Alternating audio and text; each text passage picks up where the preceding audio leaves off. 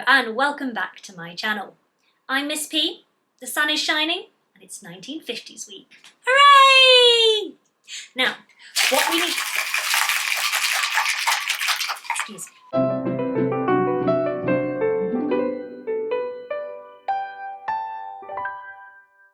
So without further ado, grab yourself a drink and let's get talking.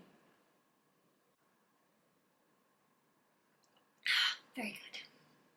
First up we have Bonjour Tristesse by Françoise Sagan, published in 1954.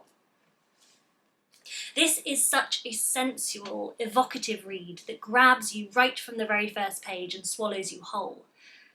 I read through it in a sort of dreamy haze, feeling as though I was right there in the Mediterranean, with salty turquoise water, sun streaming through the windows, and hot coffee and oranges. What a treat.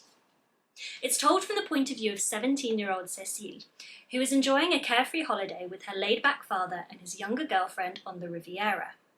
All are perfectly content, until Cécile's father announces his decision to remarry, with shattering results. I wake up every morning and say, Bonjour Tristesse. God, it's gorgeous. Sagan was famously only 18 when she wrote this overnight sensation, which is absolutely astonishing. The language she uses is so poetic, Cécile is such a well-formed character, and her observations are cuttingly perceptive. It's the perfect summer holiday read, a devastating tale of glamour, jealousy, and deception. Next up we have Someone at a Distance by Dorothy Whipple, published in 1953. This is a subtle, beautifully structured narrative about what happens when something threatens a happy marriage. Avery and Ellen are the couple in question, married for 20 years with 2 affectionate children and a beautiful home in the suburbs. Everything is perfect until Avery's mother advertises for a female companion and welcomes Frenchwoman Louise into all of their lives. Louise is chic and decidedly aloof, a complete contrast to the warm, busy, unkempt Ellen, who never has 5 minutes for herself and who works tirelessly to keep house for her husband. The story is so cleverly, interestingly told, as for a long time it seems quite unextraordinary. Nothing more than a well-written tale of post-war domesticity that is called into question by a younger woman. True, it is simple, and yet it's also compelling. Time is taken in setting the scene, allowing us to get really comfy. And then slowly, as Whipple reveals more and more of each character's psychology, we begin to feel increasingly uneasy. You feel as though you'd been lying in the sun with your eyes closed, and before you knew it, dark clouds had drifted in, leaving nothing but shade. Great writing. Next up we have My Cousin Rachel by Daphne du Maurier, published in 1951. This novel is an absolute masterclass in storytelling. It's told from the point of view of young Philip Ashley, an orphan who was raised by his older cousin Ambrose. One day Ambrose sets off on a trip to Florence, where he falls in love and subsequently marries. What happens next is even more of a shock. Ambrose dies suddenly, and his new widow Rachel turns up in England. It's so clever and so haunting. The question of whether or not Rachel had a hand in Ambrose's death lingers throughout, making your skin crawl as Philip is drawn in by her.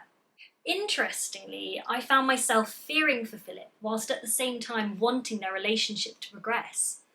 I suppose this is what makes the novel so thrilling.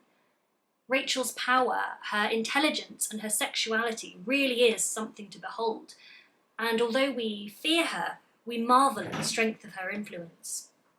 Next up we have Carol by Patricia Highsmith, published in 1952. This novel captures perfectly that feeling of being completely and utterly enamoured with someone, when the world becomes a better place because they are in it and nothing else matters but their happiness. It's told from the point of view of 19-year-old Therese, an aspiring set designer who works in a department store and is bored and dissatisfied with her lot. One day, a sophisticated 30-something divorcee walks up to Therese's counter and inspires feelings in her she never knew existed. What follows is a passionate but dangerous romance, with both Therese and Carol falling deeper every day. The closer they become, the more they stand to lose, as heartbreaking decisions eventually have to be made. Next up, we have Our Spoons Came from Woolworths by Barbara Comyns, published in 1950. The story follows Sophia, an eccentric, hapless 21-year-old who carries a newt around in her pocket and is married to an artist called Charles. Sophia is such a beguiling, self-deprecating narrator who, despite the hardship she endures, always manages to look at life with humour and light. Her misfortunes include an unsympathetic husband, unplanned babies, endless chores, and a serious lack of funds. Hoping to add some glamour to her existence, Sophia embarks on an affair with an elderly art critic called Peregrine. Almost everything about this novel surprised me. The tone, the narrator, the humour, the darkness, and the honesty. It's an absolutely brilliant book that will both move and delight you. Next up, we have Excellent Women by Barbara Pym, published in 1952. This is a fabulous book about women, the roles they occupy, their relationships with others, and, most importantly, their relationships with themselves in post-war Britain.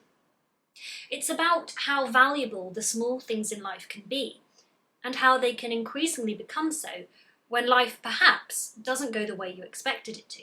Mildred Lathbury is the novel's protagonist, an incredibly virtuous singleton who busies herself with charity work and is much involved in other people's business.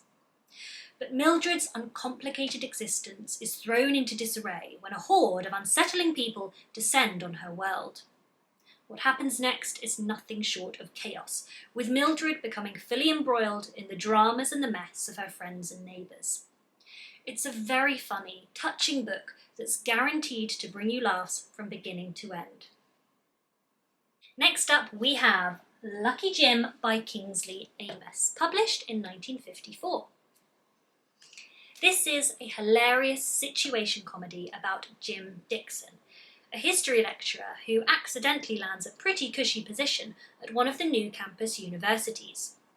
Keen to hold on to said position, Jim must contend with a host of insufferable people, including Senior Professor Welch, at whose house he must endure a weekend of madrigal singing. Alas, alas,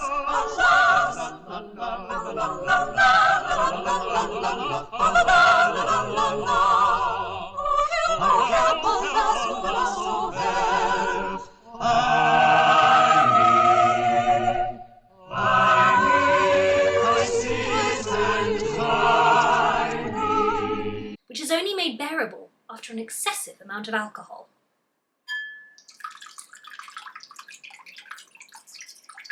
Yes, all right, Joffrey. Stayed! Joffrey, this is a new gown! Ugh. You're lucky it's clear. Look at that! Joffrey, stop flapping, it's fine. Stop.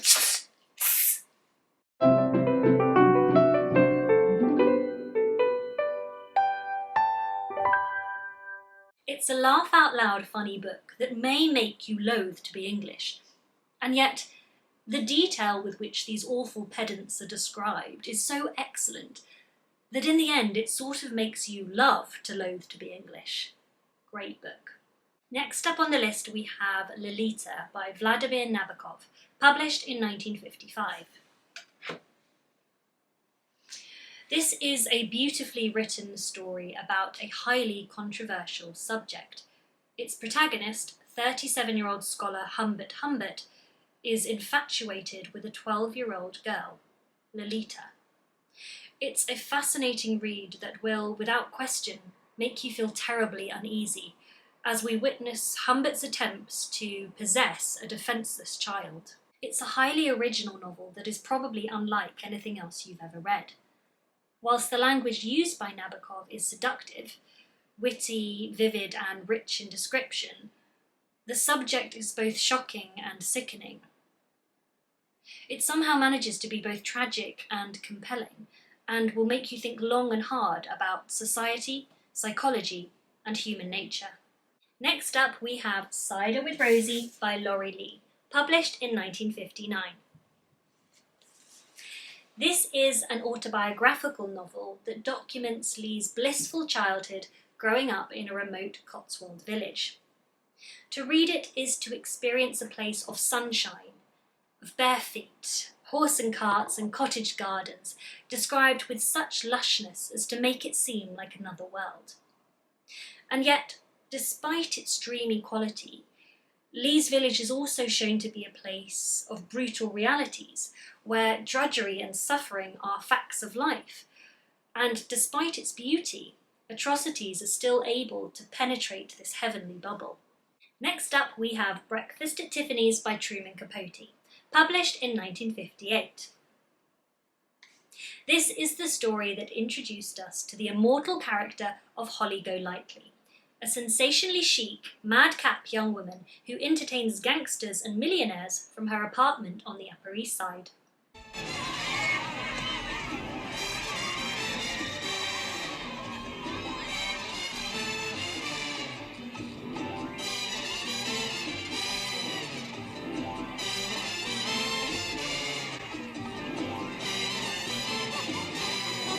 Holly's neighbour is an unnamed writer who becomes fascinated with her way of life, and from whose point of view the story is told. Despite her flighty exterior, Holly is at once bored of her current existence, fearful of her future, and running from her past.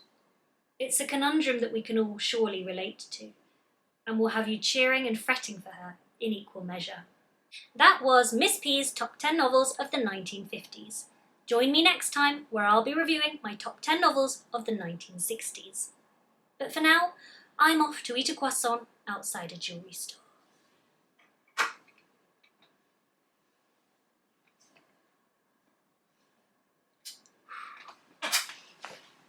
Thank you so much for watching my channel. If you enjoyed it, don't forget to like, comment and subscribe so you can keep up to date with all things Miss P presents. See you next time.